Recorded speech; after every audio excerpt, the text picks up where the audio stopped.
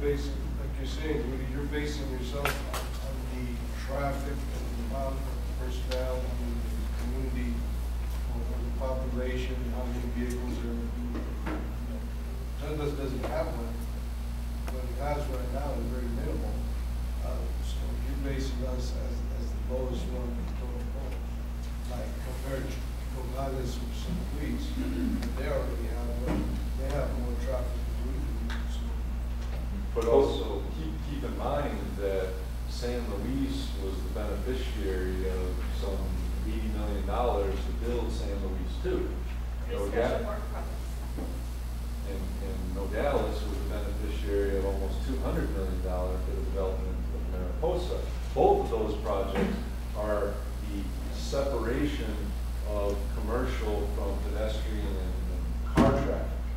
That hasn't happened in Douglas yet. So I think there's an opportunity for the priority in Douglas to still be competitive with what's happening in other regions. The money that we're going to request from the amount that's being appropriated to ADOT as part of MAP 21, we will use this border master plan to determine, to prioritize projects and fund projects. So this border master plan will be used not only by ADOT, but also by General Services Administration, Customs and Border Protection, and Federal Highway Administration when prioritizing and funding projects. We have two questions. First one, without getting too much off track, can you share some of the projects that have been funded through CBI in the past, just so the folks in the audience could be aware of CBI that has come to Douglas? And then the second question is to follow up on Councilman Greer's question. Can you share a little bit about how you prioritize the projects? Because there are several elements that go into the prioritization of the project that take a look at not only traffic volume, but other factors that raise the project. And so I want to make sure that we here in Douglas don't feel that we're at the bottom because our volume traffics are much lower than the Nogales. That we could in fact rise above the rest of the projects due to other criteria and factors. In response to your first question, some of the projects, the Chino Road project that was funded through a CBI program.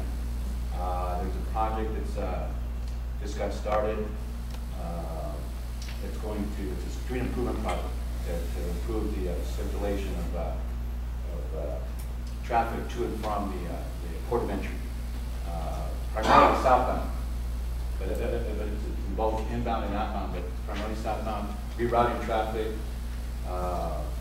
west down 5th Street, down to 3rd Street, and back to Pan American. So that's a CBI funded project. Davis Road. Carlos, you probably can help me out. Yeah, Davis Road, basically. Oh yeah, Davis Road, which is a Cochise County project. That's right. Davis Road, Cochise County requested CBI funds, and they were awarded CBI funds for that Davis Road project.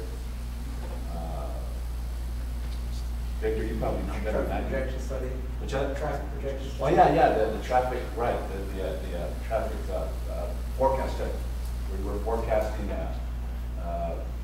volume of border crossing at the Douglas outfit, the port of entry, and that study is scheduled to be completed later this year, and that should help. We're hoping that study will be completed prior to the border master plan being completed, and that would provide support for any land port of entry expansion projects here in Douglas. That's the other one, right?